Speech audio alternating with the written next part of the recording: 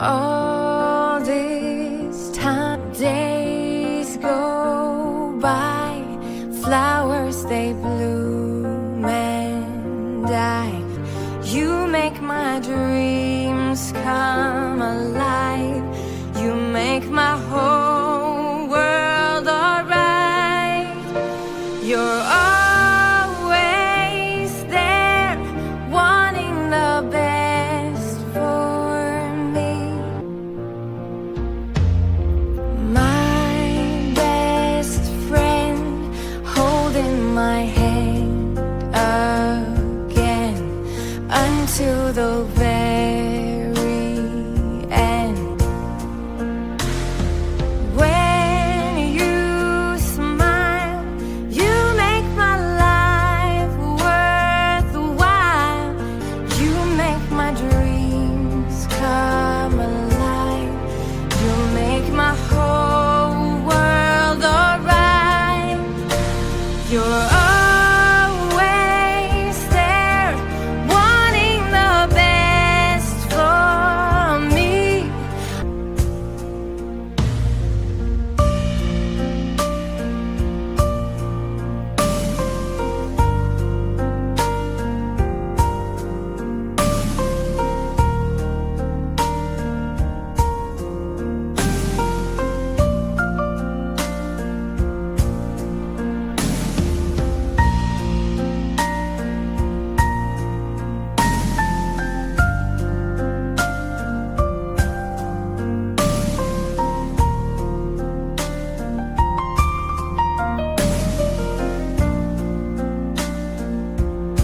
You make my dreams come alive. You make my whole world alright. You're always there, wanting the best for me.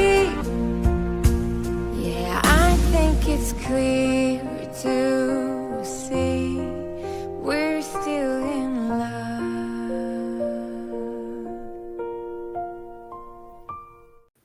Hello, everybody. If you're watching live, which currently there's not anybody watching live, so if you're watching the replay, thank you for being here. Please hit that thumbs up so that the algorithms can move this out. Now, I know Evil CJ is live right now. Justin is live right now. Somebody else is going live right now. So there's several people that are live right now. And I'm sorry for that we're all live at the same time, because all these other people are wonderful creators. And what I've been, excuse me, I'm sorry. I've been working on, this is only part one because it's taking me hours to go through all these videos. But I've been noticing in some of the interviews that Chris and Katie Proudfoot are leaving clues in what they're saying and in their actions. So I'm going to go through a couple of videos, just some clips. They're not, clips of videos that I'm borrowing from other creators. And then I've got one video that I'm going to go through like the whole video because it's really important to this case. And it was done back at the beginning, not long after young Sebastian Wayne Drake Rogers went missing. Now, Sebastian went missing February. He was last seen at his parents' home before Katie went to sleep. He supposedly went to bed at 9 o'clock on February 25th, which was 1 year ago yesterday. A year ago today, Katie woke up, went to his room. He wasn't there. She called Chris, and you know how the story's gone. I watched a psychic last night, and that was very interesting. Pray she's not true, but she has the same theories as we do. I think I just saw somebody was talking about that. Was she talking about something about honeysuckles and it could be on, and then it could either be honeysuckles by a mailbox or being on a mountain. I heard somebody talking about that today. I did. Excuse me. Let me clear my throat here. Okay. So before we get started, I'm going to add the Fair Use Act because what I'm using is being used in fair use. And then I updated it. Everything in this video is based on opinions and interpretations of facts as we know them. Nothing is true unless we can back it with facts. Nothing is meant to be used as an accusation against anyone. The thoughts and opinions of the people in the chat are not necessarily the same as the host. Please be kind. Do not harass any members of the chat or the host. Let's make this a friendly and informative platform to come and enjoy learning about what is happening away from our computers, smartphones, and televisions. Thank you for becoming a Locker Sleuth. I do pray she's not right, Manda Panda. And the music is credited to, I get it from Envato through Stockwaves. And it is all done in fair use. Alrighty. So now, the first one I'm going to go to, actually the first three are going to be, I pray she's not right too, Amanda. But sometimes those psychics, I always wondered,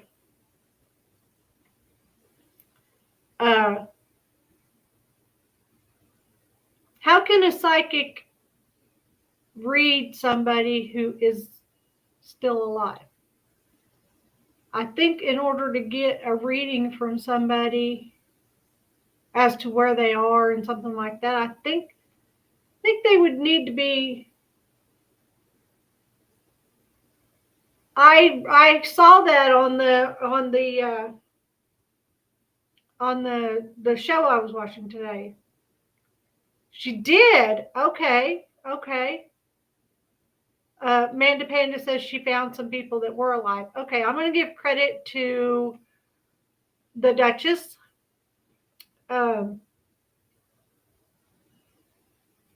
Because this is her live. And I'm not starting at the beginning and making you watch the whole video. What's important here is this was the first interview done with Chris and Katie Proudfoot. And CP says some things at right here. Now, the first one and the second one are kind of back to back, so I'm not going to clip in between them. But what I want you to look for is CP, it says all the devices are verified through law enforcement. And then Katie calls Chris Reverend Donna. Yes, it is Reverend Donna. Amanda said that she watched Reverend Donna and she got her info from Seth and then did a reading, but didn't want to tell Seth what she read and then just put out a video with somebody else. I didn't know that information, but thank you for filling us in. I think I have seen her channel once. Does she got kind of a straight hair that kind of comes down here and curls under right here? I think I remember her. Her hair is kind of a reddish brown blonde color. I think so. Okay. Then the second thing to watch for is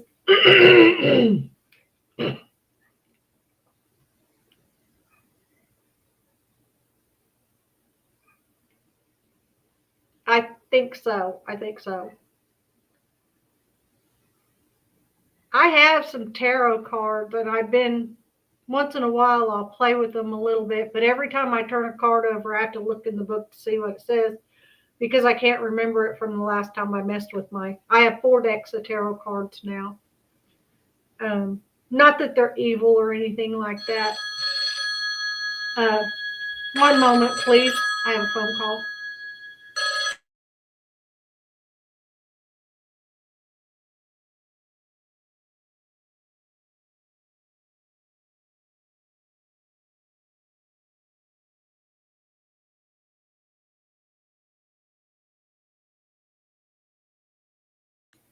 That was the spamster.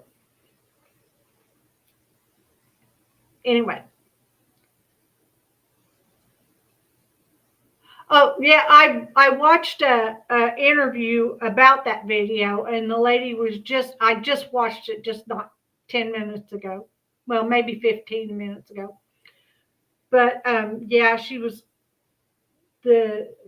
telling about it and being on the mountain and the house being like a 3/4 of the way up the mountain and I saw a lot about that. It was very interesting. I think I'm going to look her channel up and see if I can hear her whole reading rather than just what it was. Sweet Paleo, yes, that was her channel. I was watching a little while ago. Sweetie Pilo, yeah. And okay, now let me get back. You're distracting me.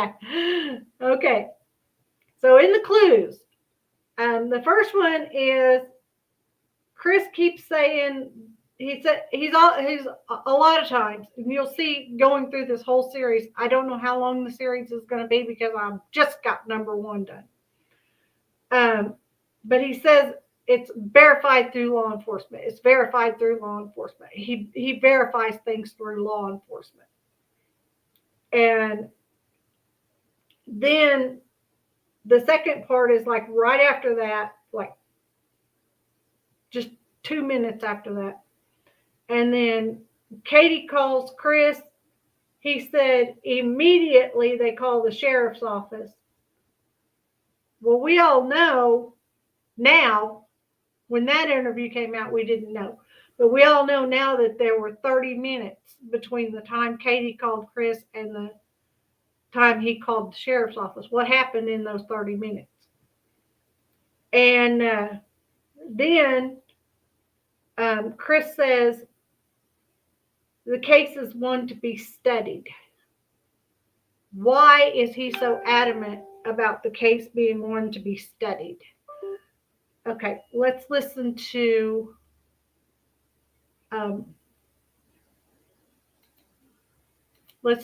this on Dutchess's channel.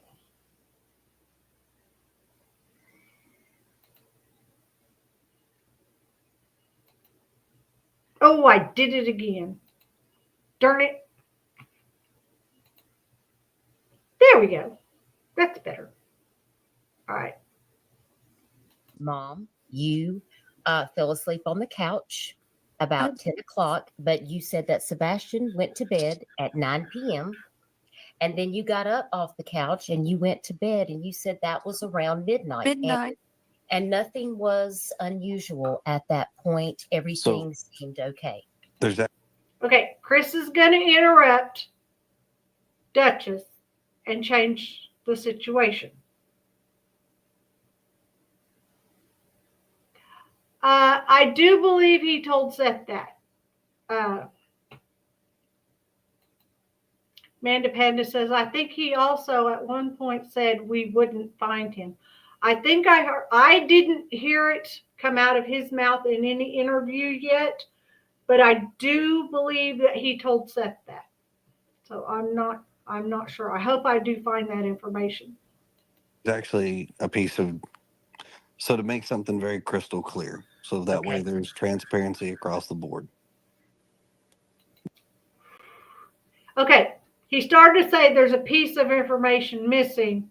Then he switches it and says to make everything crystal clear and transparent across the board. So he changed his words, much like Katie did last night in her interview.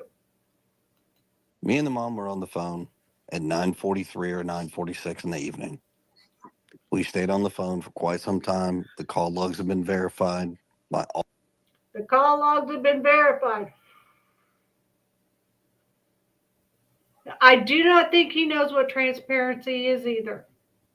Now, this is where he says the call logs have been verified by all law enforcement. All the police departments, TBI included. We stayed on the phone. It was very lengthy. Mom did slightly start falling asleep while she was on the couch.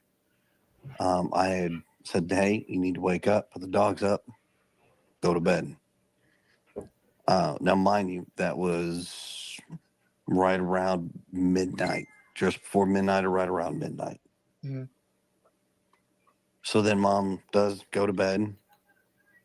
The call logs have been verified. He also made a joke or bragged basically about the fact that they didn't ping his cell phone when he was in the area. I didn't know that either. You know more about this case than I do. Maybe you need to send me an email of things you know.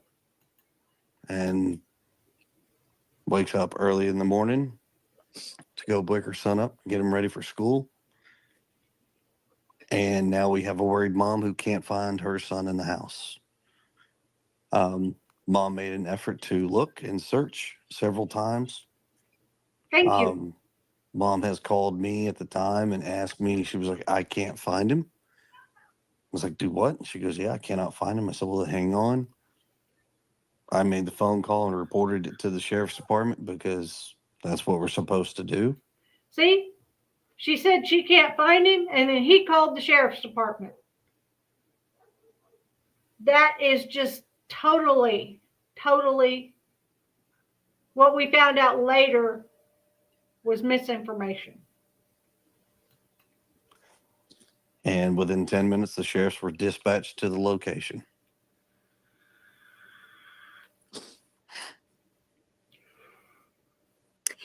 You're right. And Good catch on that. That's what we're supposed you had to told do. me that there hadn't been any particular situation that had occurred where you. Okay, the next part, 29:45.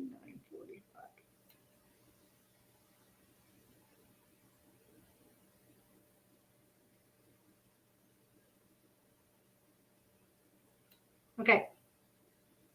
On this next part, he says it's one to be studied. He had to reiterate that for some reason to let us know that that's the reason he did it. Back it up a little bit.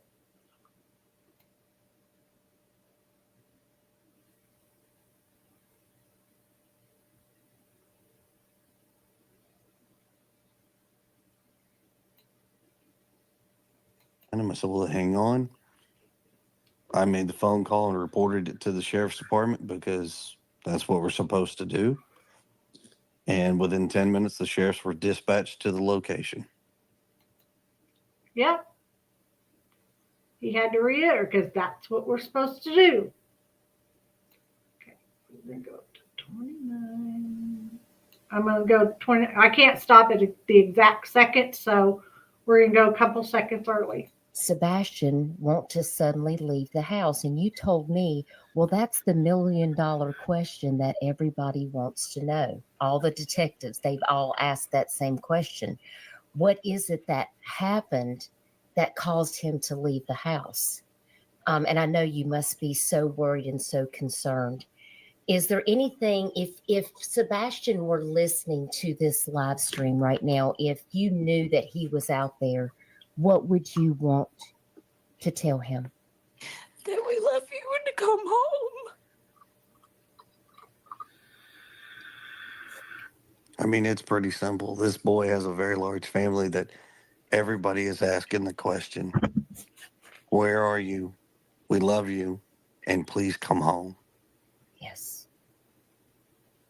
We definitely need to find him as soon as possible. If you live in this area, please search your property every day. He could be on the move.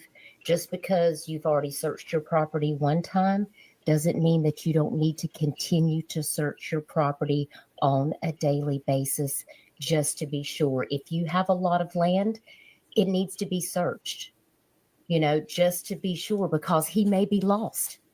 He may be somewhere and he can't find his way back. So that's why it's very critical. Can you talk to me about the search and rescue efforts? Are they searching on land, air? They also have dive teams there. What can you tell us about that? So currently, as of today, the National Guard was also brought in to help with the search, but they have had fixed wing aircraft, helicopters, horseback ATVs, side by side, door to door, scouring every neighborhood possible. The outreach from the community and various counties has been extremely welcoming, loved. It's we've been told this is probably one of the largest searches that they've conducted with so much input that it's a case to be studied for sure. You have a lot of people that are praying and supporting you right now. Was his ask Horseback ATVs, side by side, door to door, scouring every neighborhood possible. The outreach from the community and various counties has been extremely welcoming, loved. It's we've been told this is probably one of the largest searches that they've conducted with so much input that it's a case to be studied for sure. You have a lot of people that are praying and supporting you All right, right I lost now. connection there Was for a his second. ask, would he be able to ride a city bus? Um, Did you hear that? Nothing is off the table as far as a bill. I lost connection and just right when he said that. Can you talk to me about the search and rescue effort? Input that it's a case to be studied for sure. See, he said it's a case to be studied for sure.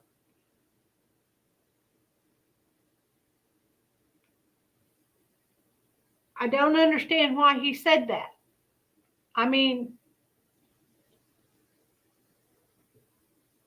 That just doesn't make no sense to me. Just doesn't make no sense to me. But that's what came from Dutchess. She's a very good interviewer and she asks some really good questions.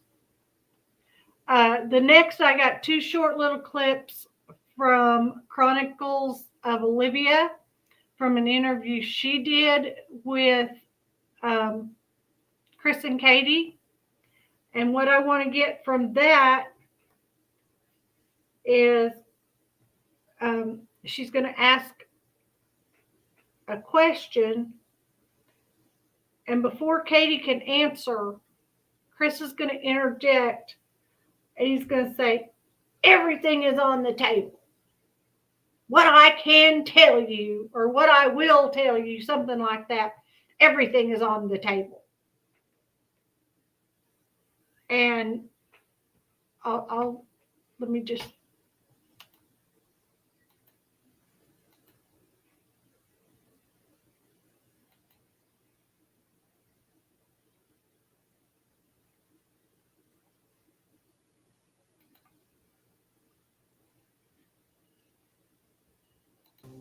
What are your theories? Like, I'm sure your mind just thought of every possible thing that could have happened, but is there any theory that you can talk about that you think?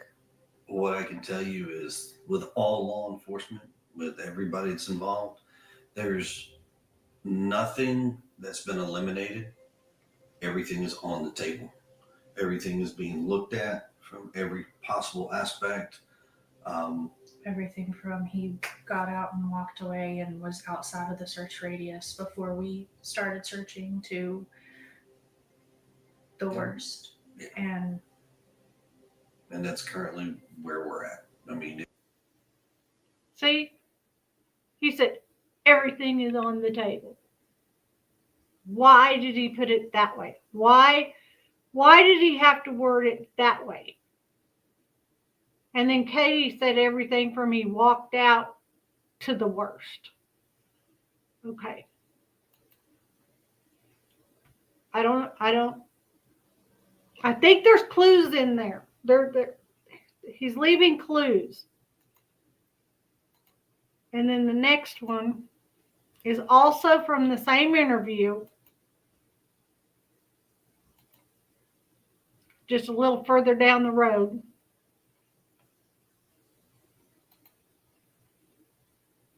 they need to know there's a difference. Unfortunately, what I will tell you is that when you're the family in this position and you're working with law enforcement and everything's going the way it goes, people automatically assume this parent or that parent. And in this situation, I can promise you, every single parent has been vetted. I can't go into details, but I can tell you we have been vetted and we have been cleared. Bull feathers. They cannot be cleared. They cannot be cleared in any manner of the word until the case is closed. You cannot clear somebody without knowing the end result. They've been vetted. Maybe so. They've all been checked into. They've all been cooperative. Okay. That doesn't mean they're cleared. That does not mean they're cleared. So let's get that straight. So one of his clues is he lies. Big time. Okay. Next, we're going to go to WSM4 Nashville. And we're only going to listen to one little small clip from this, so I don't need to turn music on. But what I want you to catch is this is the first time I noticed it. Katie is asked a question. Before she answers the question, she's going to go, I don't know if you can see it. She's going to close her eyes, inhale, and then tell her lie. Watch her. Oh, let me put it on screen so you can see her. If you can't see her, you can't watch her, can you?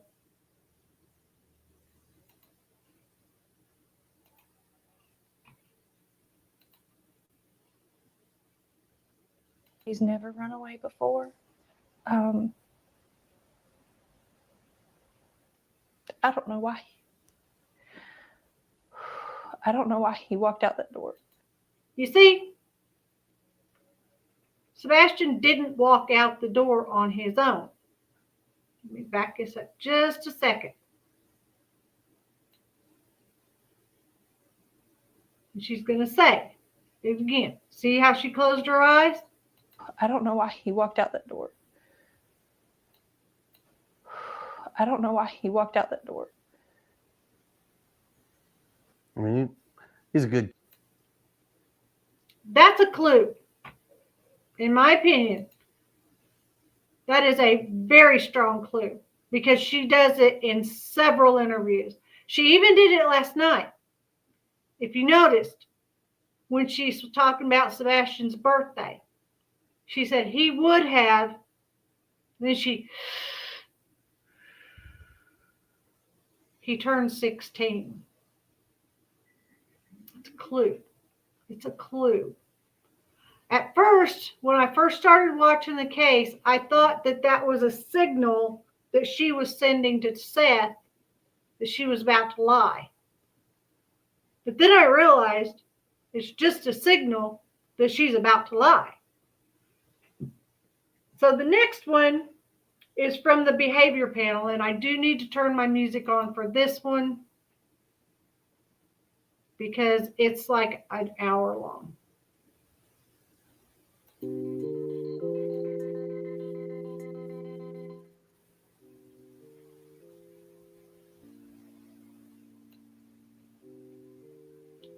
Okay.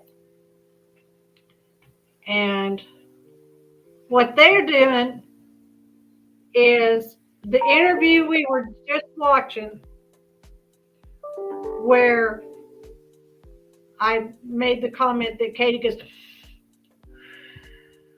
like that and closes her eyes.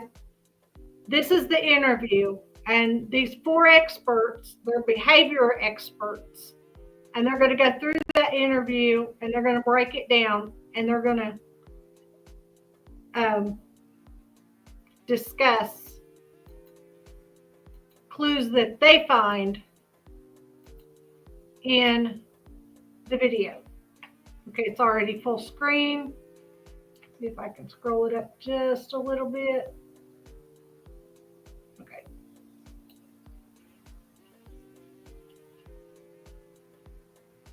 Where's it? Oh, my screen's off the bottom. There we go. It's of a little fellow named Sebastian Rogers. Craig, why don't you tell us about the videos we're going to watch? Yeah, so Sebastian Rogers is a 15-year-old missing teen who is somewhere on the autism spectrum. We'll learn that from the parents as they talk about it. He was last seen on February 26th. He left the house with no shoes, took a flashlight only. When we say left, we don't know how or when or with who or if with who. So we're going to watch this video and work through it. This investigation, this has now become an investigation. It was a massive search for several days, and we're going to look at the parents' first interview on 7 March of 2024. So first, just express, I can't even imagine as a parent what you two are going through. How would you describe the situation right now? How are you coping?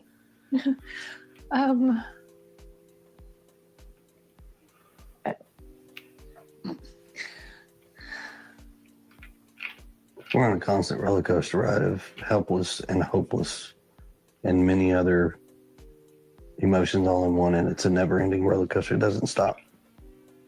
It won't stop until he walks through the door. I wouldn't wish this on anyone. See, some of the things, they're going to come on panel in just a few short minutes.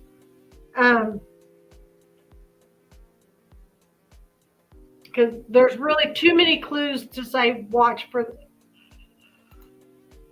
I think she almost laughed and looked at him for an answer because she didn't know what to say or what to say the wrong thing, in my opinion. I think you're right. And when the panelists come up, they're going to talk about her reaction right there. You're on to something. Okay. But, you're going to notice through here that when it's something that Chris is about to be untruth about, in my opinion,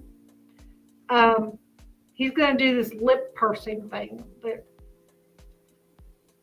type of thing. You'll notice it. Not any. I know we're about keeping hope alive. I'm sure that's in there somewhere. Oh, yeah. He's gonna Always. come home. He's going to walk through that door. See? And this street will be flooded. Be flooded again with family and relatives all waiting to hug and love him. And That boy's gonna have more friends than he knows what to do with when he comes home. So, all right, Greg, what do you got? Yeah, so let's first off start by talking about there's so much information, disinformation, misinformation out there about this case that what we're going to have to do is rely on what we can see. So what we're not doing is telling you what the facts are any more than we have learned from this channel or that channel. In the beginning, there were people saying that the father was left the night before. And then there are people who say had been in Memphis for 2 weeks, the stepfather. So there's a ton of stuff here. And what we're going to do is tell you what we see. Some of you are going to be irritated by it. That's okay. That's part of it. But what I want to start with is saying this guy's a tower crane operator. You know what a tower crane is? It's you climb up a really big ladder and operate a crane. You're moving stuff around over people's heads all the time. So if he's not as flappable, not as shaky, doesn't bother me because I think, okay, here's a guy who does something that's kind of high stress for a living. That part's one thing. But what I am going to do is compare him to him, not him to me or him to Mark or him to Scott or him to Chase. We're going to look at what we see in him and look for deviations. In the beginning, she's doing an adapter that is awfully close to what I usually refer to as trancer. Trancer from the True Crime Workshop, where a person makes themselves emotionally unavailable to you by some kind of movement, by too much overwhelming emotion, but she isn't unaffected. She's available. So don't take that out of your mind that just because she's swaying means she's doing something. It means she's comforting self because that release of nervous energy is comforting. There's a clear handoff from her to him. And if you don't think that's a handoff, you're not paying attention to what they're doing. That doesn't mean that she said, if I cry, if I laugh, if I do, you need to do this. It means that he sees that she needs that relief. Could be scripted, don't know. But his language in there is awfully wooden and awkward, which tells me that this is probably when they were thinking about what are we going to say? He's going to say it's been an emotional roller coaster because the language seems awkward. It doesn't seem accurate or upfront. It's okay because that's what people do. There's also a couple of other little bitty pieces of body language, and then I'll go to something else, let you guys cover the rest.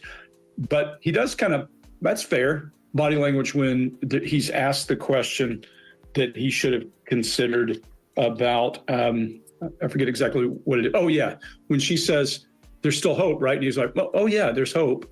I should have said that, should have thought of that. That's what I see in that body language. There is, however, some really interesting body language when they talk about friends and when they talk about a lot of people coming back. He's going to have more friends than he's had in the past.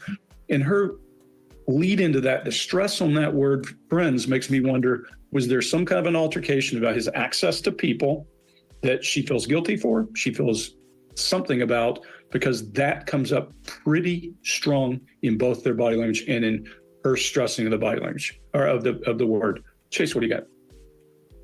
Yeah, and to mirror Greg, we're here to analyze the behavior only of Sebastian's parents. And first and foremost, I want to emphasize that there's an outpouring of community support for Sebastian. And our focus is solely on understanding the behavioral dynamics of what's going on and how it might contribute to Sebastian's getting back home. So this is not about assigning blame or guilt.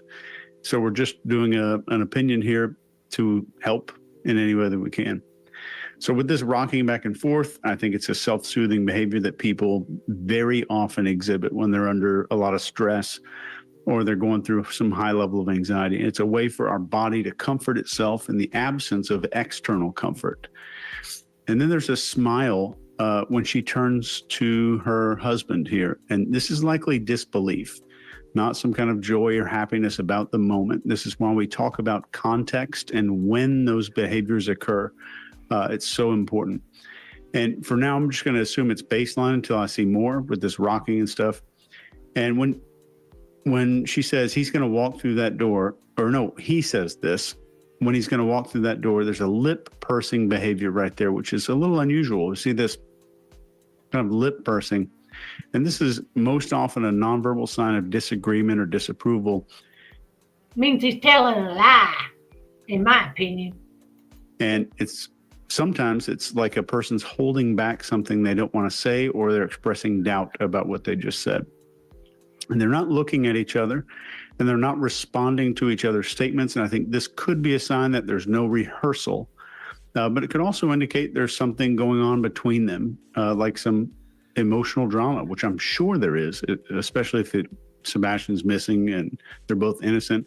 And in the videos we've seen like this one, where we do know the outcome, this behavior is more common in people who were innocent, but there could be more to see here. And I think this single behavior doesn't spell anything definitive.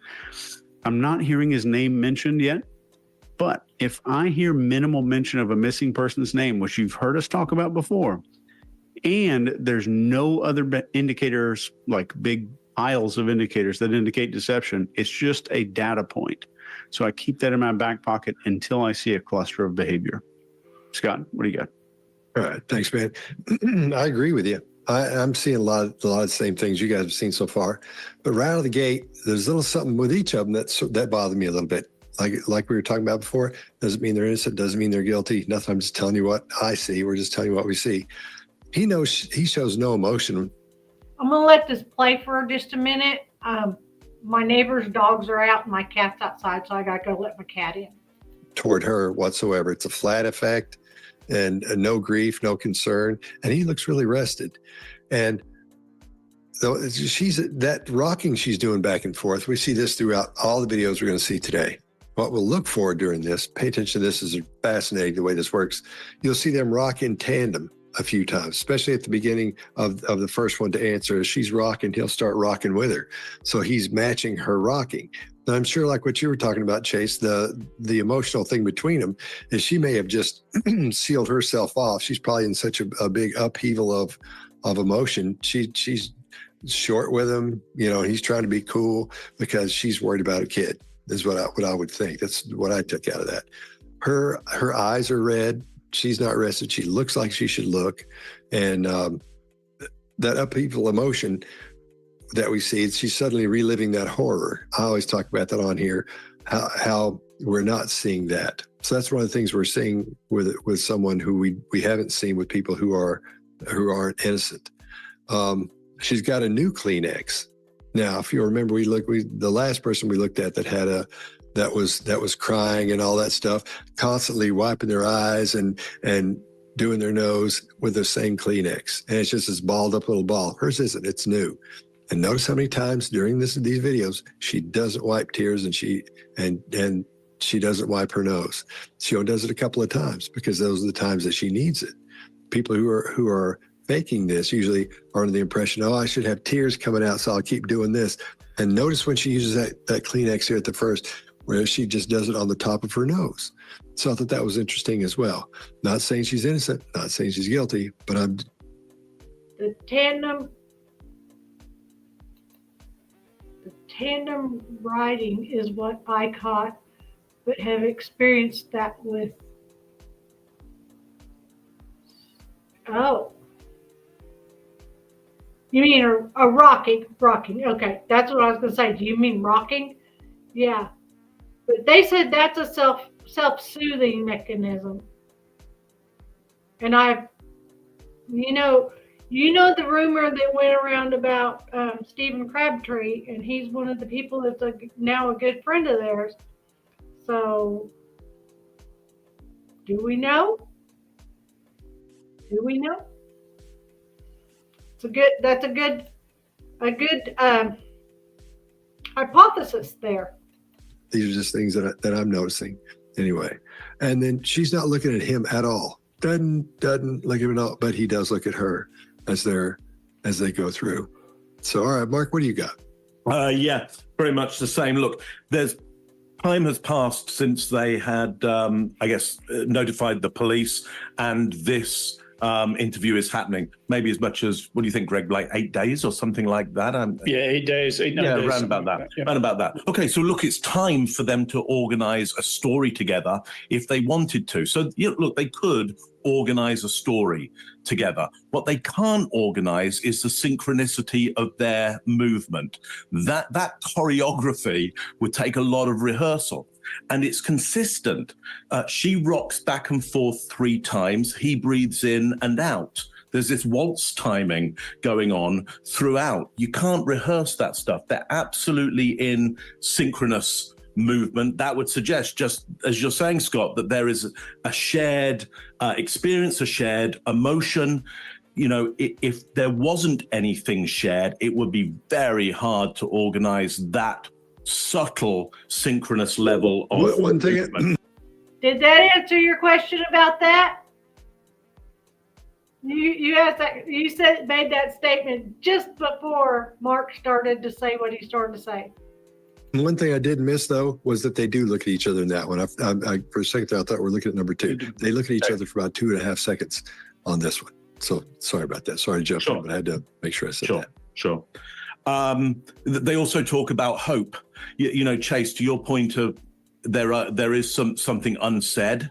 You know, there's a possibility here of a loss of hope and a sense of hope at the same time, having to balance the two things together, hold those two ideas. You've got to remain hopeful at the same time. You may be losing hope. So I think they talk about hope, though. There's some closed lips there from the male, from the father.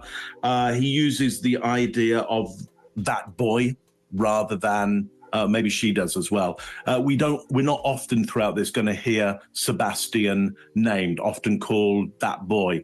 I would suggest that's more likely cultural than them trying to distance themselves. It's more likely a term of endearment. That's all I got on that one. Early days, but looks to me pretty good from moment one, just on the synchronicity that they have together, which is tough to organize. That they could have organized a story. That's all I got on that one. Yeah, one thing to add while we're all talking about this and synchronicity and all that is couples get to a certain behavior mark. To your point, he knows what to expect. He knows that how many times she's going to sniffle, how many times she's going to cry, what she's going to. He probably has some of that already in his head from the amount of time they're together. And we do it on a subconscious level, even at some point. And couples are in sync when they're being honest. They fall out of sync during those times when we're pretending. That's one of the things that bothered me doing this. As when we first started this, I'd made up my mind. I knew I had made up my mind about something in this, and I'm just not sure about it at this point. But that's one of the things that swayed me on it. One of those tape replays. So first, just express, I can't even imagine as a parent what you two.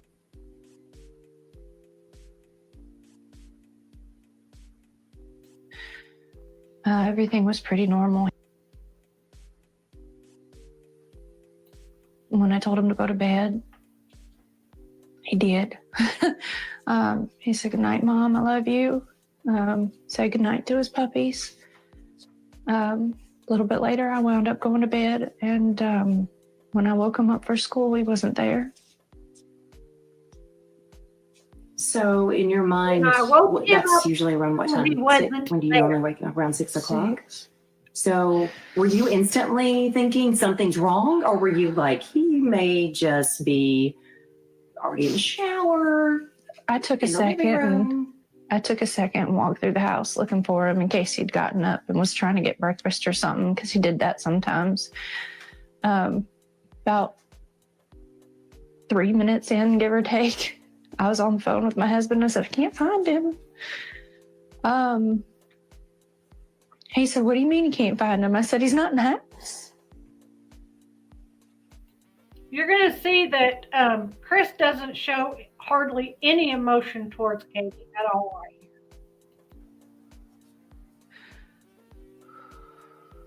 And so at that point, is that when you call 911, or what's going through your mind?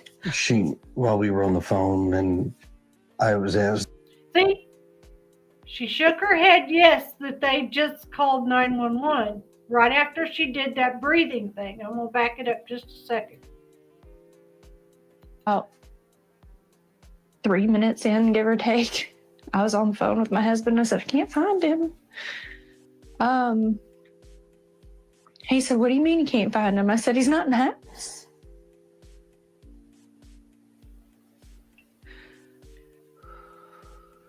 And so at that point, is that when you call 911, or what's going through your mind?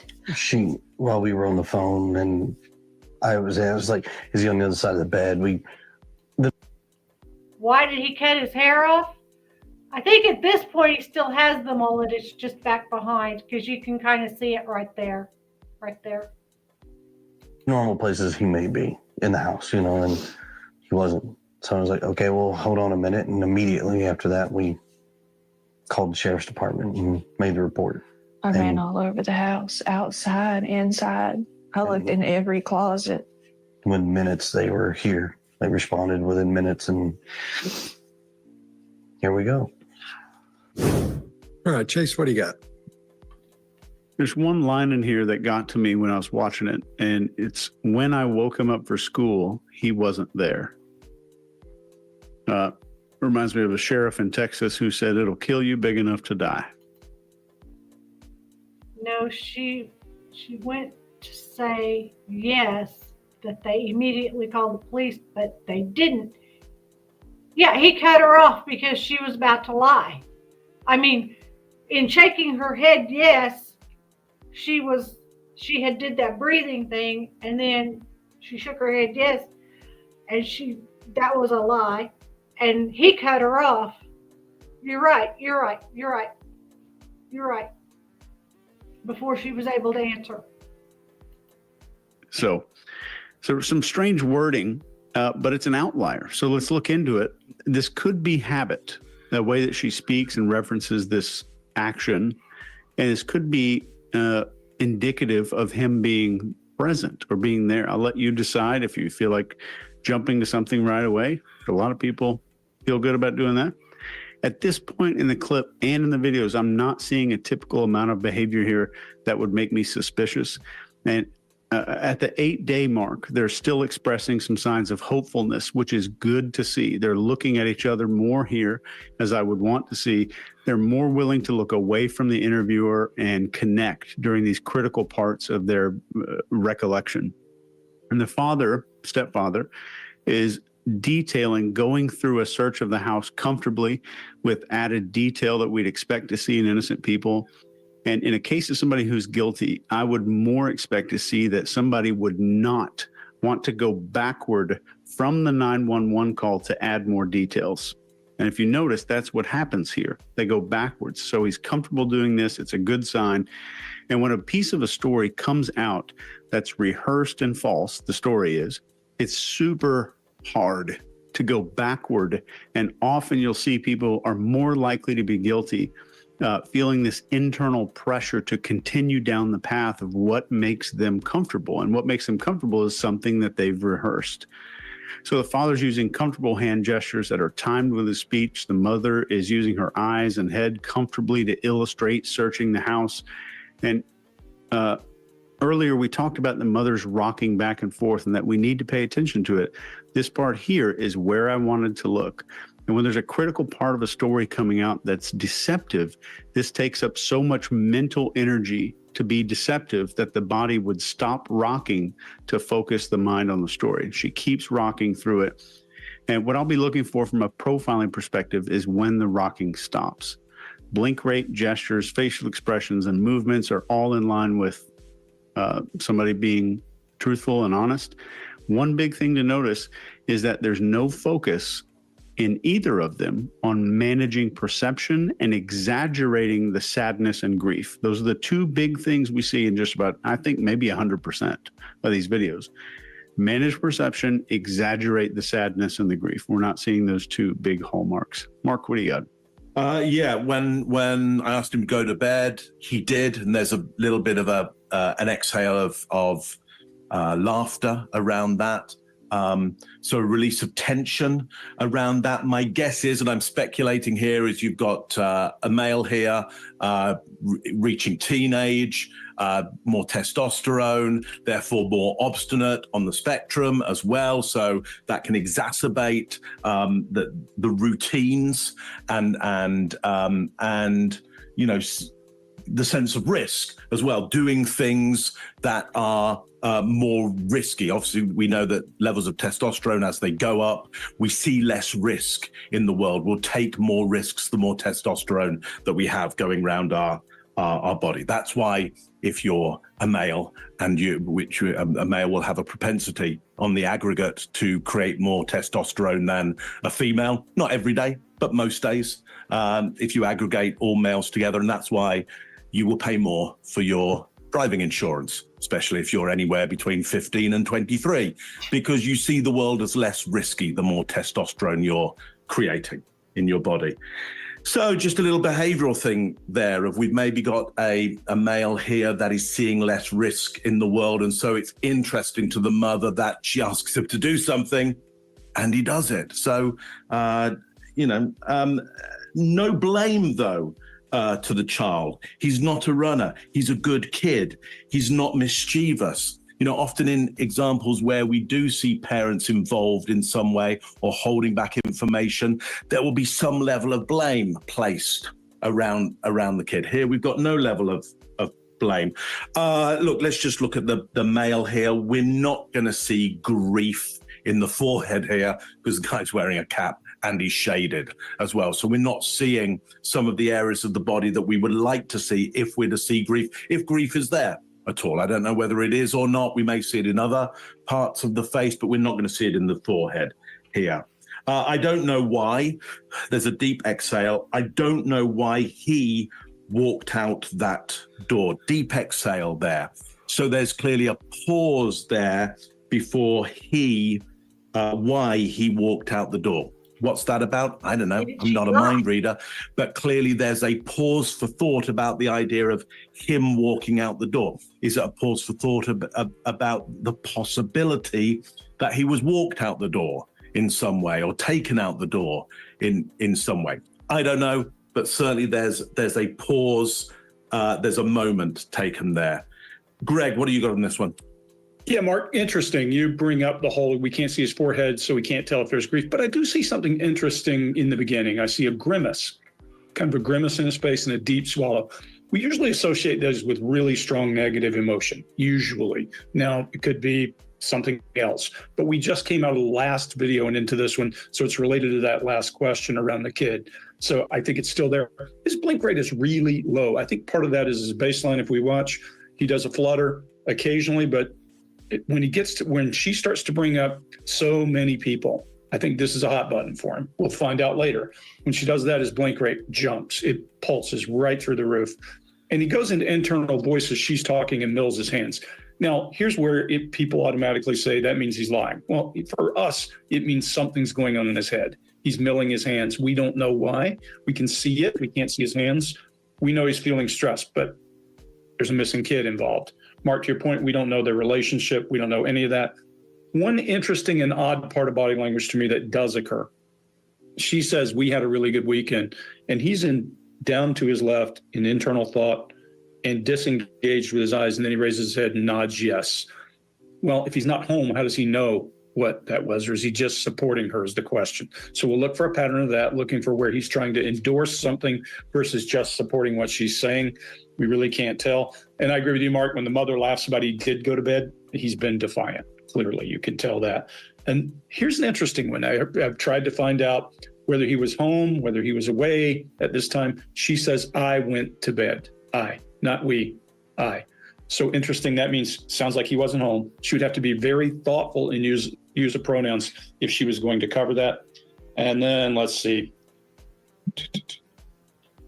If you listen to her cadence slow, Chase, I'm with you 100%. We always talk about these guys managing perception. If we go back and look at the Madeline Soto case, the stepfather managing perception, the mother managing perception, none here, none of it. They're just going on about their business. And he's using big illustrators when he's telling the details of the story. Bray says larger indicators indicate more likely being honest. And then she uses big illustrators with her face. She's going from outside to inside. So those things are good. All those pieces start to look good. Only a couple of cues. Chase, yours, the word pattern shift is weird. I went to woke him up. And then the one with the endorsing with his head movement or saying, yes, we did have a good weekend. Can't figure out which it is. We'll figure out and watch as we go. Scott, what do you got? Yeah, I woke him up and he wasn't there. I agree. I think that's cultural, because people talk like that. And I'm from there, not Hendersonville, but from the South in this area and spent many years, in that area. Know a lot of people in Hendersonville. That's the way they talk. And so I wouldn't think there's much to that. Maybe, I don't know, but that's the way I'm looking at it. What bothers me about this, I've never heard he anybody said talk we like called that. 911, and then when the sheriff's department showed up, he said they showed up within minutes, and here we go. So it's this lateral logic thing where you're presented with some facts, and you assume the dad is home during that, like when all that's happening, when he couldn't possibly be home if she just found out and called him, and then he came, and then when he was in, where was he? We found out in Memphis, Georgia. Yeah, but or Memphis. But let's also realize just because this is a thing we deal with all the time. If that were the case, Wendy Adelson, and that whole thing would not be an issue. You don't have to have proximity to have involvement. So yeah, I think it's fair to still look at him as if, right? Yeah. So it still makes me wonder. When I first started this, I was under the impression he was at home that night and then went to Memphis that morning. So I figured maybe he's the last one to see the kid. And I went down this road of looking at him from an entirely different angle and couldn't believe how relaxed he was. And I thought, this is a cold dude, man, because he's so relaxed. And so, but there are some things, if you look at it from that angle, you'll say, in my opinion, he's right. I think he's right. Scott has a lot of validity to what he's saying. You know what? I think this guy there might be something up here. But if he's been in Memphis 2 weeks, then they don't hold up to that. So it could go either way. But anyway, back to the lateral logic thing. You're given information, but there's that one little piece missing. You don't get in there and look for that one little piece of information, and you accept everything and move on without thinking about it. And that's what I had done. And I love lateral logic, so I can't believe that got by me. But in this one, they don't look at each other or touch each other either. She's leaned back or leaned forward as a grieving person usually does. That's totally normal. He's leaned back a little bit. That's another thing that made me think about him some. But he's probably, he's not as emotionally involved in this as she is because it's not his real son. I know that sounds horrible, but there's a big difference there when you're mad at this. You say you don't get along with this kid's father. And I don't know how long these two have been married. May not be very long. Maybe doesn't have a good relationship with the child, So that could be the reason for that. We're not seeing any comparable stress on him at all. He looks fairly relaxed, which makes me think he's so relaxed that he's not worried about thinking, I did this. I've got to watch it. Back to perception management. They're not doing any of that at all. It's like they don't care, because if you didn't do it, you shouldn't care. There's no reason to do that. So that's really interesting. His voice doesn't sound stressed. He doesn't show any upheavals of emotion or any emotions at all, really, as he goes through this. He does look at her a few times throughout the interview, but she never looks at him outside the 2 times that we'll see them look at each other when they go through here. But neither one has said the child's name yet. Doesn't mean anything. Some, in this situation may not mean anything, but we haven't heard his name yet, except from the interviewer. One of those tape replays. So you said you were on the phone with her. So Yes, you were not home. No, ma'am. Okay. I was at work. I'm a tower crane operator, and I was working in Memphis at the St. Jude project. So it's, I have an earpiece in that talks to my phone. I have another earpiece in that does the radios. So when she was talking to me, it was like, what? I was confused. We talked about where he could possibly be, and then we went from there and led to calling the cops, and here we are now. Within minutes, they're there at the home. Yes, ma'am. It was rapid fire. They had cars. They had cars from here down to the main road, as far as I could tell. So what's going through both of your minds? I mean, are we panicking? Is it this, I think he's probably at a neighbor's house, or what are you thinking? My son doesn't run. He's not a runner. He's never run away before. I don't know why. I don't know why he walked out that door. See, she did it again. He's a good kid. He's not a mischievous child by any means.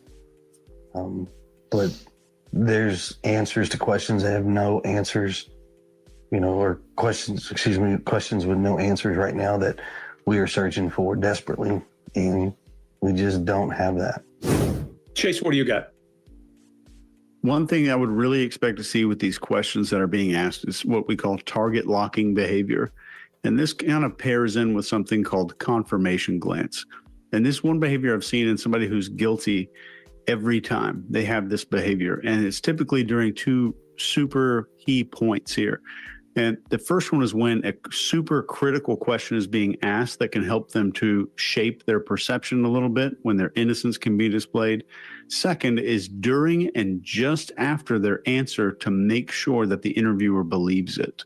And we're not seeing any of this here at all. When she's talking, he is comfortable looking at her. And this is more common in innocent people, where guilty people want to do two things. Number one is keep an eye on the interviewer, and two, avoid looking like they're influencing or persuading the other person by looking at them. I know it's irrational, but that's what the fight or flight brain believes. Mother and father or stepfather have an equal amount of exasperation with not being able to understand why he's missing. And the mother is comfortable guessing he walked out the door instead of introducing and injecting ambiguity and uncertainty about some course of events. So that's very good. But she did give he walked out that door. She did do that. They didn't, I don't think any of them noticed that she does that. They might later. Good. So keep in mind, when we see small behaviors like Greg talking about him grabbing his arm just a second ago, one of the reasons we talk about clusters so much, pointing out one behavior in isolation is next to meaningless. We've got to have these little clusters of behavior for anything significant to come out of it. That's all I got here, Scott. All right. Yeah, I agree. It's this in this video. It's hard not to go over the same stuff, so I'll try to knock out a bunch of the same stuff. But Greg, I agree with you. When he's scratching his arm, it seems like something's up there. I think all that's happening here is he's trying to find something to say, so he'll have something to say.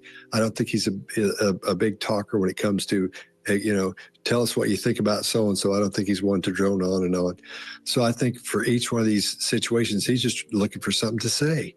He's just trying to be involved, trying to say something. Scott, one thing I would add, I think it's really easy to pick a thing and log down and not just forget body language, the scratch. The whole point I was making is that, and then he opens up. So there's a difference. It's also the same thing why didn't you choose this question instead of that question? Look, people are under stress. They make different decisions. And this is a reason like statement analysis, you got to be really careful with where you assign words to people based on where they're from and all that kind of stuff. Just a thought. Yeah, I agree 100%. And then when he's trying to look more concerned than he's very concerned. Don't get me wrong, but he's trying to look concerned. And I'm under the impression that because he looks concerned for a second, then he goes away fairly quickly. Real emotions stick, even though he's feeling these emotions. He's not deep in it like his wife. And my father always said, if in a marriage, if one of you is in the ditch, in other words, one of them is down, so got a lot of stuff going on, you can't get in the ditch with him or you'll both be in the ditch. So he may be one of those guys. It's like trying to stay out of it and trying to be I'm the guy here and I'm going to take care of everything. So that could be what we're seeing as well, which I'm tending, it starting to look like that a little bit for me. But he doesn't really even answer the question there. It's just, he doesn't even answer it. And of course she goes along showing the same emotional transmissions and transmitting the same thing that she has been up to this point. So nothing's changed much for her. She's just showing us all the body language of a grieving mother. Try not to repeat stuff you guys just said. Mark, what do you got? Yeah, just one thing is that when he was talking about being up in that crane tower early in the morning, receives the call, he's got his walkie-talkie in one ear and his phone in the other ear. I kind of thought, wow, that's pretty early to be working. And then I realized Mrs. Atwood out the back here, she's got a tower block built behind her place. And I can see the crane as we speak, and it's moving around. And that starts as soon as the sun comes up, so I don't know at what time the guy must climb up that, in the dark, which wouldn't be a job that I would want to do any day of the week. So, look, often we don't understand the working times of other people, what their work is like. And it's very easy if they're doing something which is outside of our scope for us to go, well, that's really odd behavior until we look around and go, for their life, it's not odd behavior at all. That's all I got on that one. Let's have another. I have a buddy. Check this out. A buddy named Kyle and his sister. Hang on. His sister Kira met one of those guys as he was climbing, going to the tower. She could see him from their window, and as he climbed to the thing, and every day she would see him doing that. Make a long story short, they got married. I mean, he'd go up again, down again, all that stuff, and she'd see him every day, a couple of times, and they got married. I don't know whether I see the same relationship for Mrs. Atwood and the crane driver. Another Atwood incident. One of those tape replays. So you said you were on the phone with her. So Around that day, he agreed that he seemed like he was in a good mood. He was behaving. I'm skipping the replay. Make more sense if we'd been fighting. Or he'd been in trouble, but he hadn't been in trouble. So, I mean, the $1 million question, why did he go? And the other $1 million question is how. what about social media? Is there anything that, anyone he could have contacted? I understand he was somewhat of a gamer, or what was he? There was a video game he loved, right? Minecraft. He loves Minecraft. The game that he has is not online. He has the Switch.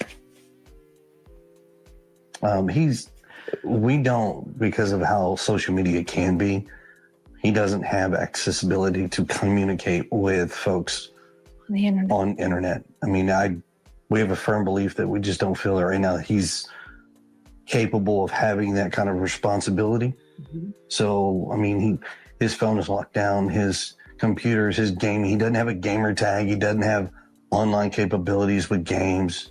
I mean, we've combed every electronic. I mean, we've cooperated with all the authorities as far as anything they've asked us to provide, we've provided, and still just don't have any answers. What was the point in saying that? What was the point in saying we've cooperated with all law enforcement, all authorities? Nobody asked anybody anything about authorities. That's a clue. He says that a lot when he's wanting to tell a story. Out of school, them kind of stories. Spinning old yarn. Mark, what do you got? Yeah, the $1 million question, or the other $1 million question, how? How did he go? And we get quite a cluster of gestures in the face there and gestures with the body. We've got kind of a closed lip frown, which turns up at one side, almost in kind of a contempt kind of way. We've got, certainly it's an asymmetrical gesture by any stretch. Hands go out in a shrug. There's a sideways look on that. Well, so it's quite a shift from what he's done before on how did he go. I would suggest what he's saying here is that he feels that's the question. How did he get out there? That's key. And I guess at this point, it's moving from a search to an investigation. And so I guess he's putting the stress on the how needs to be investigated, not the where is he. Where is he? They don't know where. They haven't found him at this point. We now need to go back and work out how did he leave. And it's maybe, I would suggest the stepfather is saying he didn't leave potentially on his own, or that's a possibility that needs to be looked at. If somebody's to think he's guilty of something, that's an interesting place to go. If you're guilty, to go, let's investigate this. Let's work out how he left, to put stress on that. If I were guilty of something happening in that house, I'd want people to be looking out, not in for stuff. Greg, what do you got on this one? Yeah, I agree with you, Mark. There's a whole lot of adapting, and when they're asking him any reason, he's feeling awkward, you can tell. But this guy also, if we pay attention to him, most of his eye movement, the entire thing is going to be down left, where he's we think of that as internal voice, as he's digesting questions and how things are behaving. I don't think it means he's calculating and doing all that. But he's now moving, and he's got a heavy internal voice, and his respiration's up. I think this is the crux of the matter. What happened to this kid? Where did he go? I think some of what you see in that kind of contempt or twisted face is when they call him a gamer. I think he's thinking, that might be a stretch. He plays a game and he does this. He doesn't have a tag. What would be interesting for me is we all know that people who are on the spectrum, those especially who are really profoundly affected, often can be very good at remembering exact things. I would check the father. He's used the word, he has no gaming tag. Father may have his own accounts. Kid may have ability to get into that, figure out how to make contact with people in a way that he doesn't understand. So I'd look at all that kind of stuff. But she's certain that this kid left.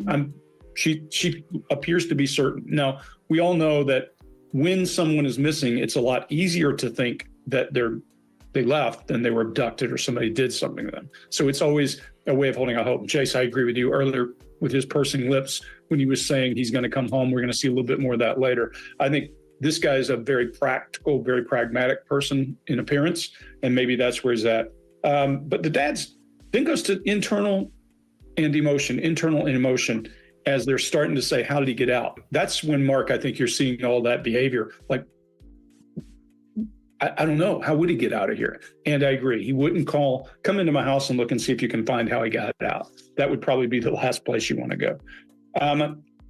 When he does here's one thing that you shouldn't do. You shouldn't do when somebody says, hey, tell me whether you're innocent, and you say, you're cooperating with the police.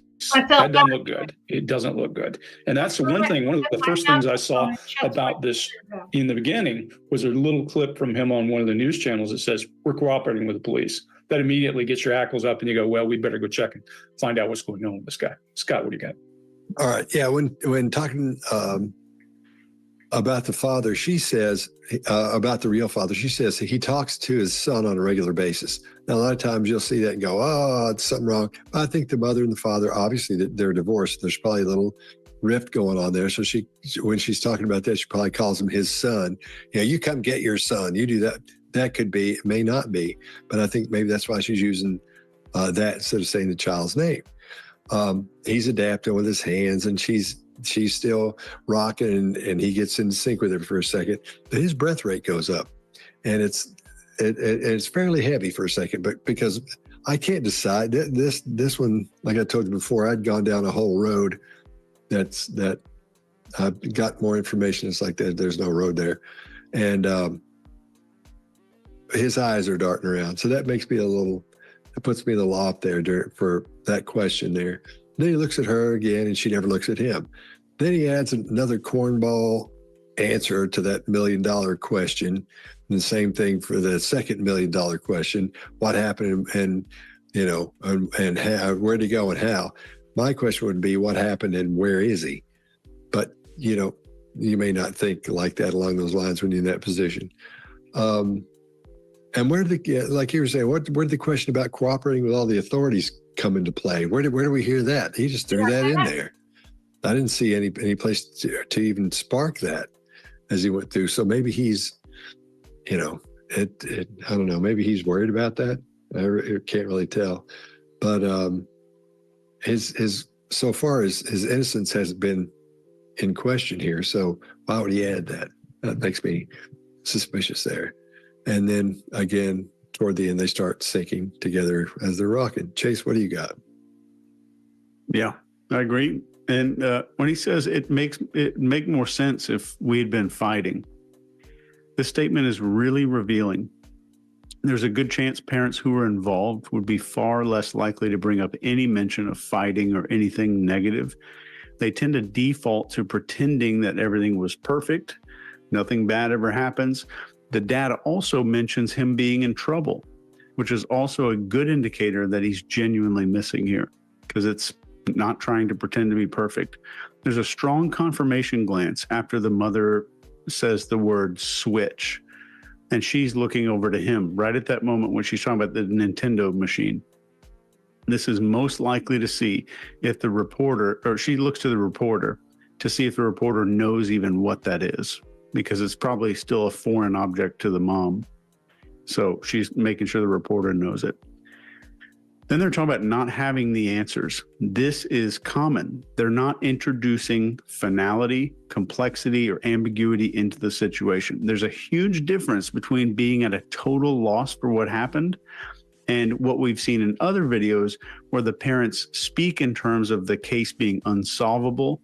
All resources have been exhausted. Everything that could have been done has already been completed. This is very different than that.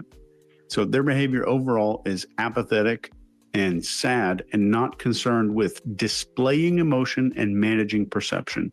Those are the two big things that are missing here. There's not a lot of display of emotion, deliberate display, and managing perception. And keep in mind that nothing we say means anybody's innocent. And in all of our videos, people tend to think we're analyzing people or the case, but we aren't. What we're telling you in every video is about the presence or lack of behaviors. So if you hear somebody say anywhere on YouTube that they believe something and they don't point to the observable behavior into what they're saying, then you're hearing opinion about the person, not the behavior. So keep this in mind if you're watching anybody, and ask yourself, do they refer to what they think to specific and something that's actually observable? And y'all talking about him going into the how, I would say with him talking to police in 90% of these cases, if you find out the how, that usually leads to where. So that might be something he picked up from the detectives. Mark, what do you got? I've been. All right. I think we're all done. Yeah. This is funny. He goes silent for a little while.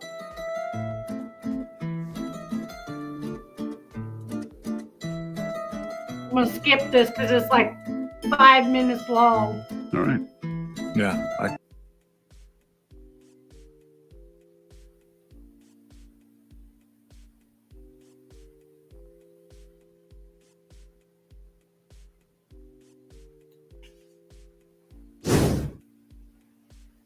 Did he have any friends that could have possibly contacted him in some way on his phone? All his friends at school have been questioned to my knowledge, and none of them knew anything. So this big question mark. He's vanished. Yes, ma'am. No one can figure out where or why. All right. So let's talk too about the relationship involved, because the biological father is very much involved in Sebastian's life as well. Yes, ma'am. Very much. Right. And how would you describe that relationship, the two of them and the four of you? It's relatively good. I mean, we talk regularly. He talks to his son on a regular basis, sees him on a regular basis. He's involved in school and therapy. And I mean, he doesn't have any extracurricular activities, but I can tell you now, if he did, his dad would be in the front row.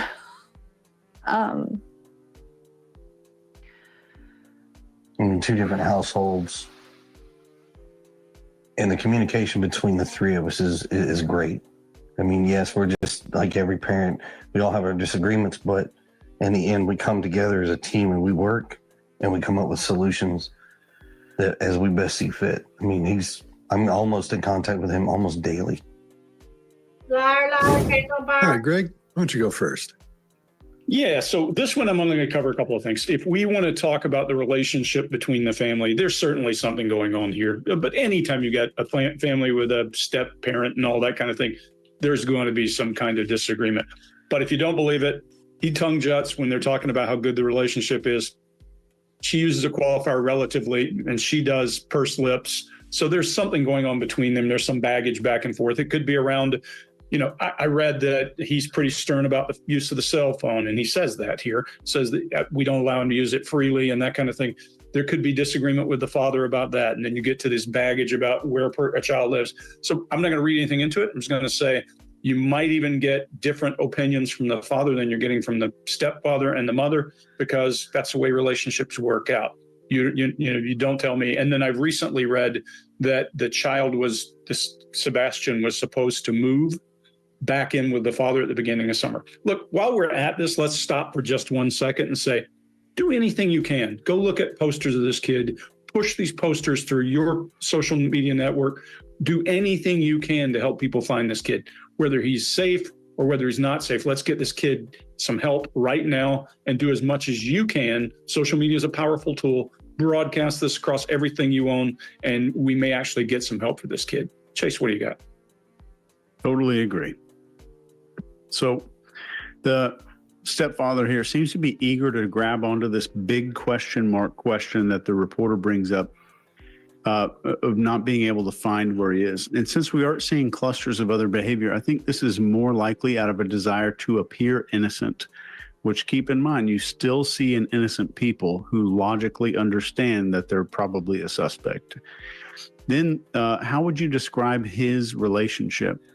And talking about the biological father, this is a question from the reporter. There's a strong pronounced tongue jut there. And this indicates disagreement or maybe getting away with something, but I think we're seeing disagreement here more likely. And this isn't spelling out guilt or innocence. And most families have some kind of contention between biological and step parents, even if it's small. It could show up here with this tongue jut behavior. Again, tongue jut is not a cluster. So as he goes forward to describe this relationship, there's some disagreement and some signs that they don't get along all the time. But not only is that common, he's been openly saying it. He's open about talking about that, and pretty open about the relationship not being perfect. And his blink rate, when the biological father is mentioned, also goes upward. And I would not say that any of this would indicate a likelihood of suspicion or doubt as to his involvement. And I'm glad they're strict on the internet usage. I wish I had started at a younger age for that. I didn't know how dangerous it was. Scott, what do you got? How old were you when you first got on the internet, then, Chase? Yeah. I don't know. We remember because we were in the decades old when we got on the internet. I remember when it started happening, and on the news, they were talking about this thing called the internet, and they would spell out this HTTP, www, and all this whole thing you had to go to get mail from somebody or to go to some site, and you'd go. It was so archaic. But at the time, it was like, wow, look at all this. And then people now have just grown up with it like it's nothing, I still have an AOL Messenger account. With the I dial-up. wouldn't be telling that, dude. I remember the first ever email that I sent on CompuServe. Who is it to? To Douglas Adams, writer of The Hitchhiker's Guide to the Galaxy. He put his email address at the end. He wrote the editorial at the end of the first edition of Wired magazine in the UK. And I wrote him an email going, "Hey, Douglas, I've got email. It's really cool." And he wrote back saying, "Yeah, it's really cool, isn't it?" Wow. My first one was to Bootsy Collins. And I thought since I had an AOL account, he would have one too. So I sent it to, Bootsy Collins at AOL.com, and somebody wrote me back it wasn't him. And I was like, dude, so it wasn't him. Well, my first one was Behind the Firewall, Chase. You'll know all those systems. Yeah. Scott, what do you got? Okay, sorry, man. Yeah, as she starts her answer, they start rocking in tandem again. So for a few seconds, so they're locked up. I think emotionally, they're feeling the same thing, although she looks dramatically different than he does. This happened a couple of times already, as we've talked about. So it's really interesting to see that happen. It's like matching and mirroring. That you do things you're not conscious of that make you look like that person, or you do things with that person that you're not conscious you're doing. So the big, she says he says the big question mark, she says, big question mark, he's vanished. And the mother whispers, what? Like that. I think what's going on there is quite often when you get in these traumatic situations where it's so much trauma and you hear him say, well, tell me about whatever. And years later they go, I don't even remember that week of what was happening. I don't remember what happened. I remember you being there, but I don't remember anything. I think that's where she is now. I think she's so traumatized, she's not going to be able to remember what this interview, doing things like that. That's what that looks like to me, because I've seen people like that before or go through that. And then when you talk to them, they say, I don't even remember being there. I don't know what I remember that, but I don't remember actually being there. I was gone. So I think that's where she is at this point. And then after the second question, that's when we see that little tongue thing come out. It's almost like some people do when they're angry. So it was kind of odd there. And then the mother, she relays this positive information about the real father, which is cool. And then the stepfather relays information that makes him, gives me impression that they probably butt heads a little bit, I think. Then he talks about the disagreements with what's happening with Sebastian at times. But then he explains he gets them worked out. The parents get them worked out as they see fit. But this answer, I don't know where this came from. There was nothing asked about that. But then again, I think it goes back to he's just trying to talk, to have something to say, to feel like, to be a part of it and to connect with everybody on that. And another thing that sticks out is that huge micro expression of contempt when it comes up on that sentence. I'm in contact with him almost daily, because just as he starts that, we see it go up like that. And this side of his face go up. And I'll put a quick little screenshot in there because I pulled it out to show you. But something's at that point, something's not right there. I think that something that's not right is, of course, there's competition, between the two fathers, the real father and the stepfather. There's going to be a little contention there. And so I think that's what that's about. And remember, we haven't heard either one of them say his name yet. No, the only person that said his name is the reporter or the interviewer. Mark, what do you got? Yeah, simply a reiteration of everything that's been said here. Certainly the stepfather here becomes more alert the moment the biological father is brought up. I think that's reasonable given the politics of the situation here. It's not irrational to think that would happen to some degree. It's pronounced here because we don't see the father do very much anyway. He's not big, demonstrative with his feelings, so it kind of stands out a little bit here, but it's not out of the ordinary for the situation, I would say. One of those tape replays.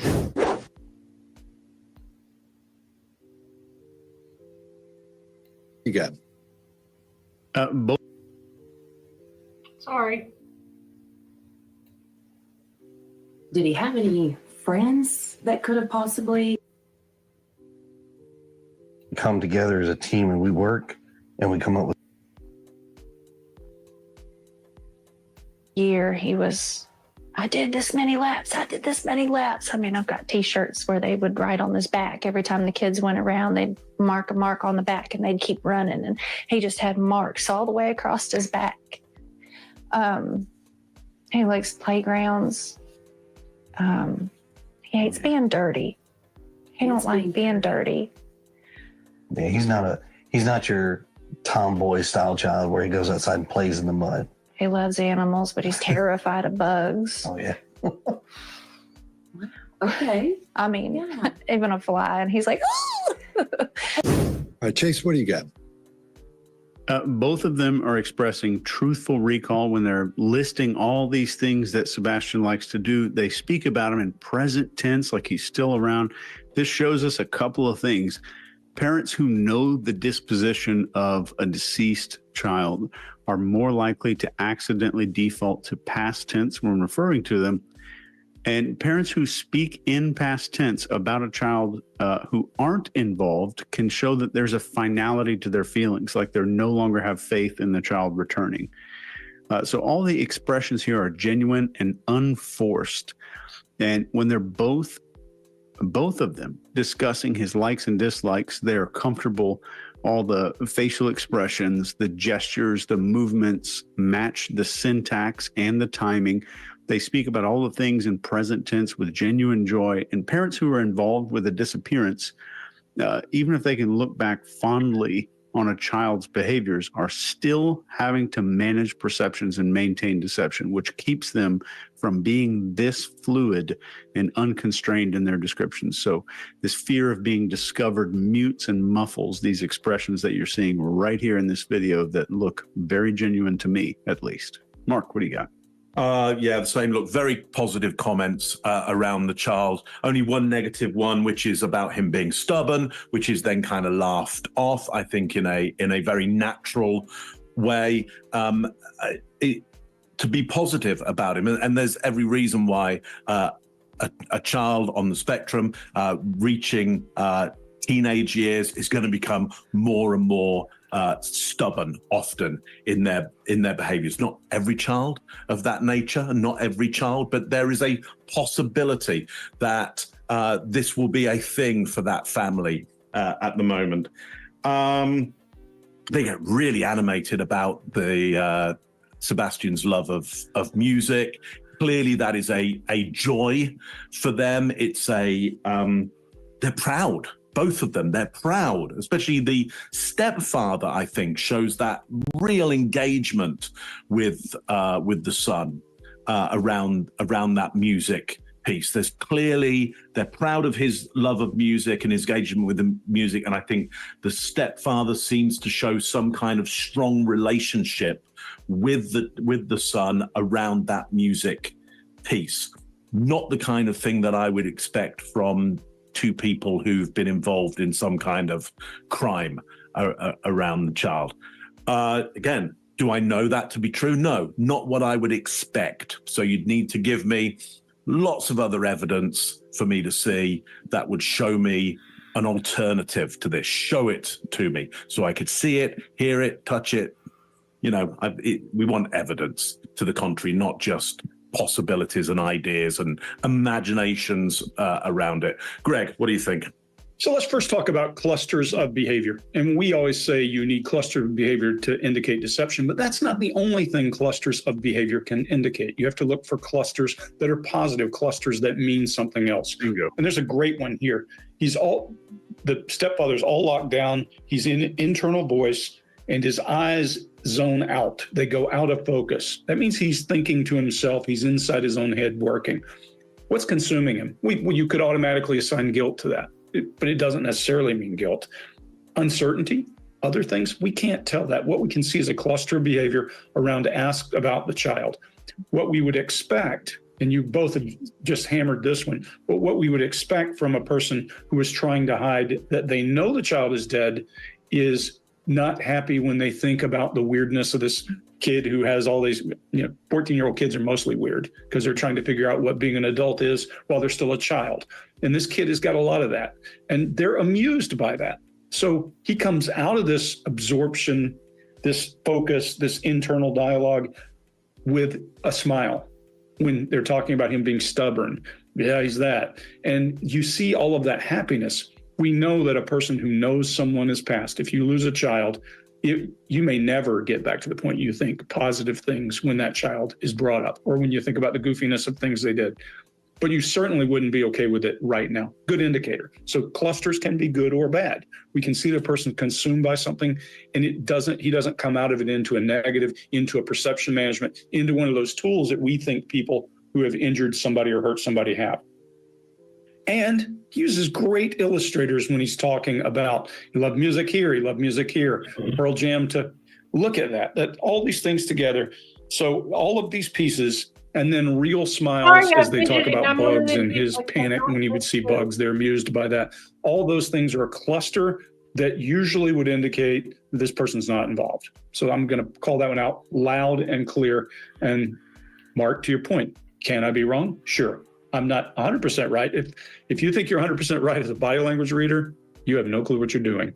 Let's just call that out right here. That's all I got. All right. Should I go? Oh, I thought you'd go. Yeah. In that case, No. Scott, do you think you're it always seems like I go because I talk first. That's why I'm last again. So I've forgotten. It's okay now. I'll be okay. So just not to reiterate all the stuff you guys went over, not to make it boring. The one thing that I think when they were talking about music, and they started talking about, he started saying how he doesn't let him listen to hip hop, and she says, well, he doesn't like that anyway. I think he was just putting that in there so to show that he cares about what he listens to, because I think music is probably important to him. Yeah, because a lot of people think hip hop's not music. Well, it's not his kind of music.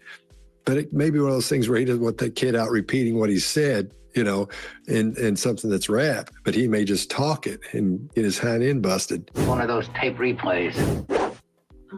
Let's talk about Sebastian. Tell me about Sebastian. How would you describe him? Sweet, stubborn.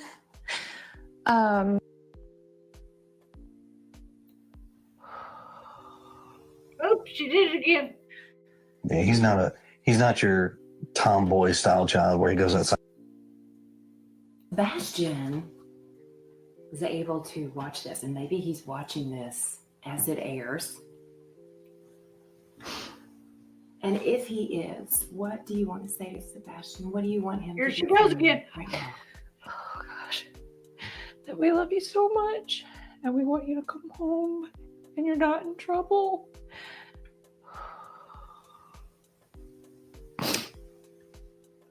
I guarantee you he is loved. And trust me, the open arms are waiting for him to come home. From every parent to every family members to probably everyone in the community. But there's no malice that we just want our boy Why would he home. say no malice? That Yeah, tomboy something you What? call a girl. You're right. I'm sorry I missed that. That mama's heart. I know it's daddy's too, but I feel like there's always that extra special bond. Sounds like Olivia's crying. Can you walk us through what you're thinking right now? I just want my baby to be. I don't know where he's at. I don't know where he's at. You know what just crossed my mind? Let's talk about the community. Hold on. Hold on.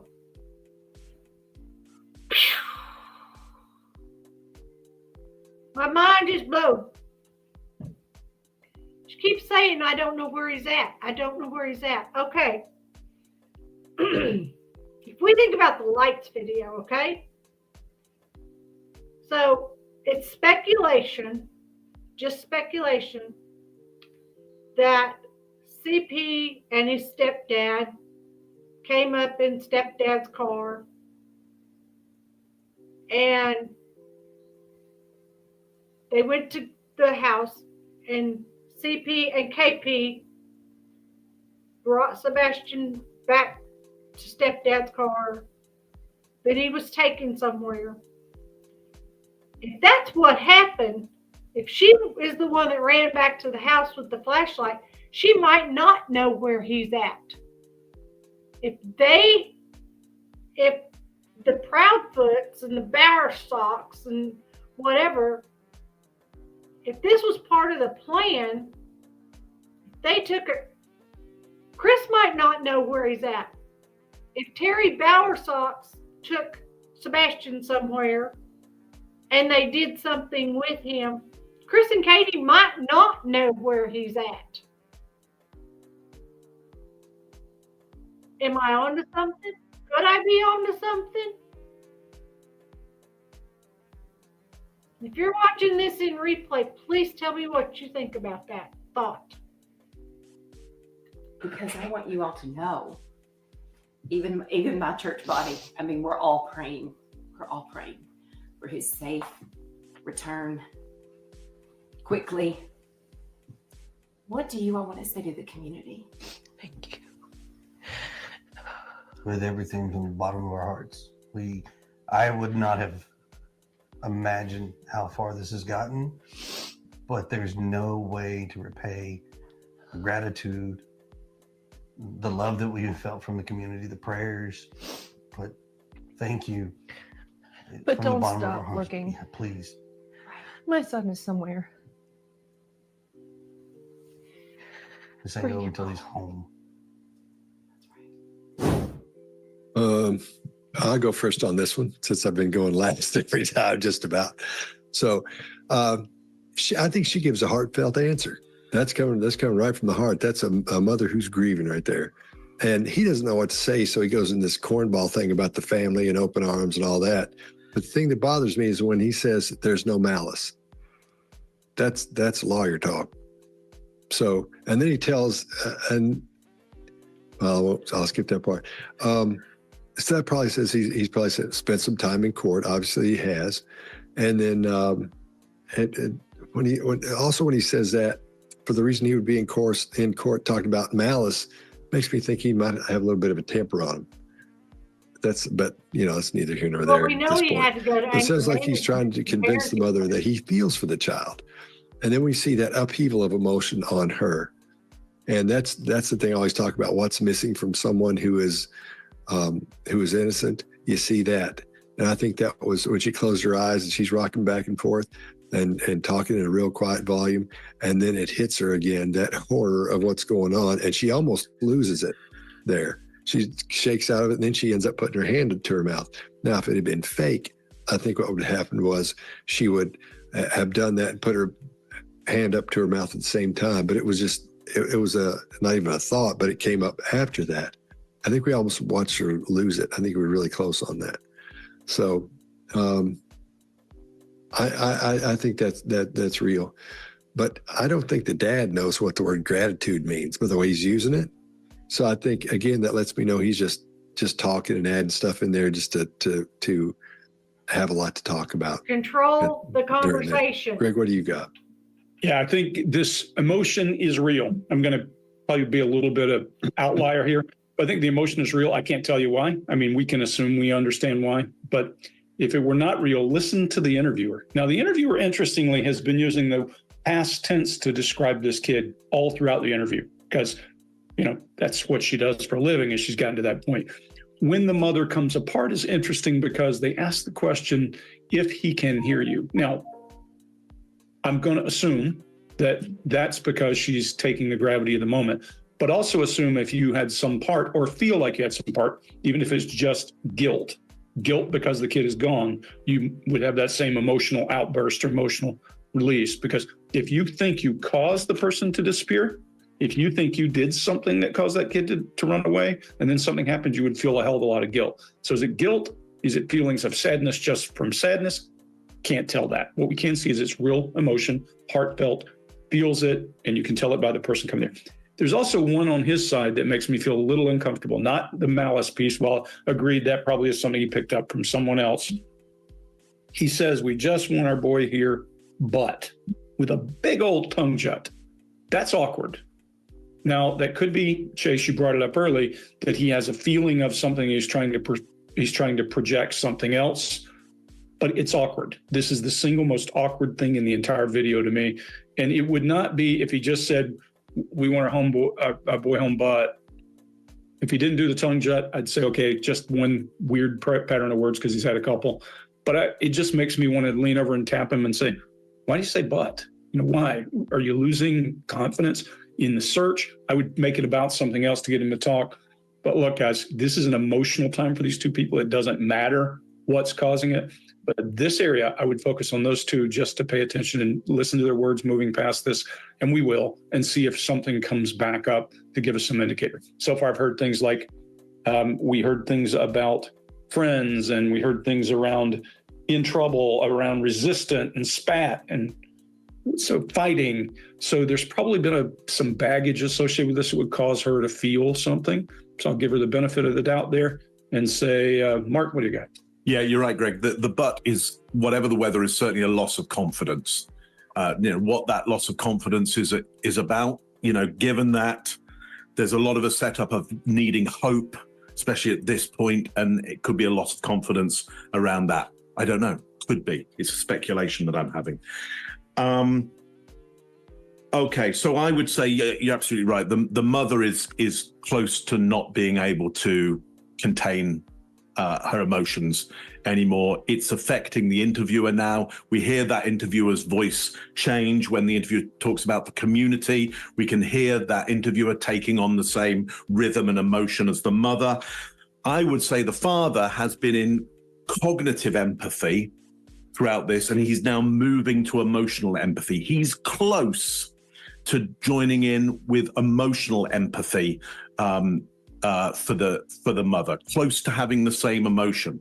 My assumption is he's been playing the role of strength and order during this, just as maybe Chase or Scott, I can't remember which of you said, if both people start taking the role of going down that well of emotion, like who's there to control that? You've got to have You know, if everybody goes down that route, it's complete chaos. Nothing wrong with going down that route, but in a partnership, you kind of need, you know, one partner to hold on to the steering wheel while the other goes down that route, and vice versa.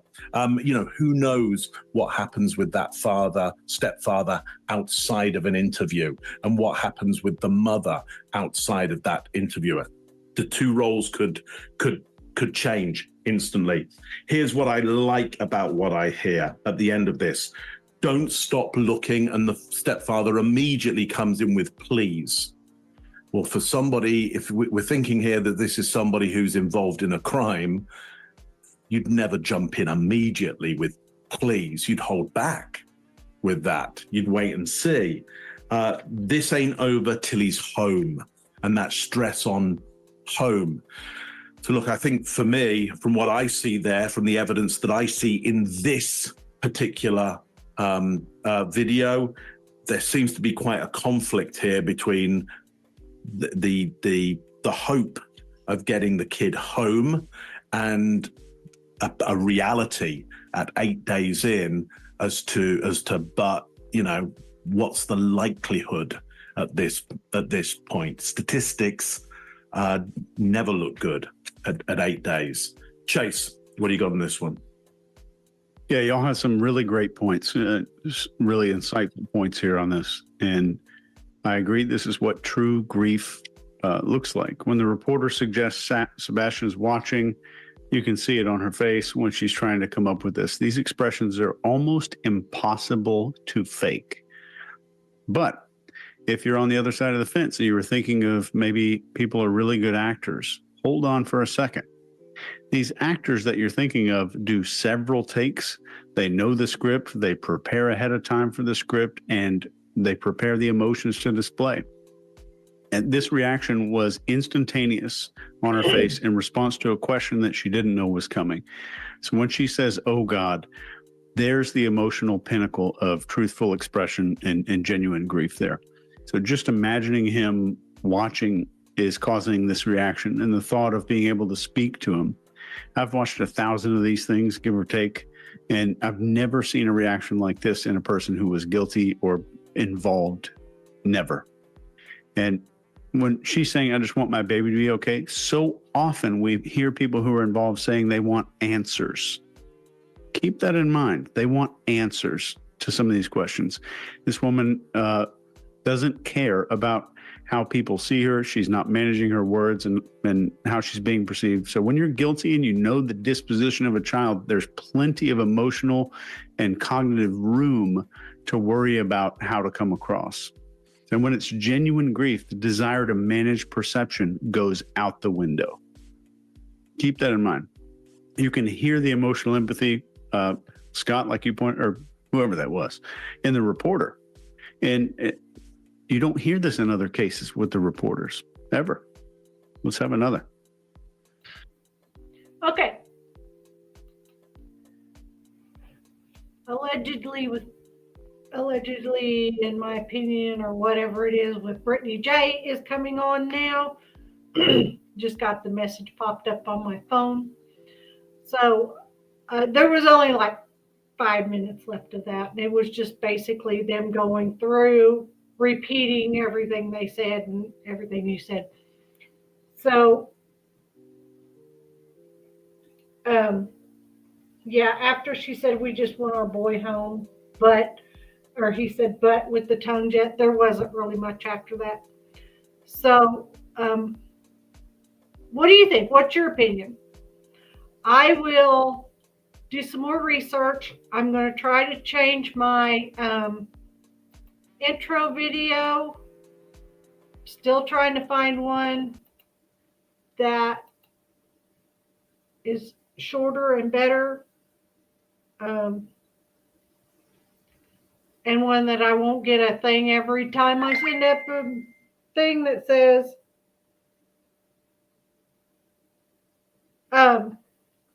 everything that says turn on shared monetization or whatever.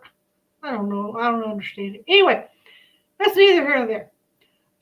If you are a follower of allegedly with Brittany J. I'll see you over there in just a few minutes. In the meantime, do something nice for someone, even if it's just be the reason they smile, and get lockered. Thank you for being here.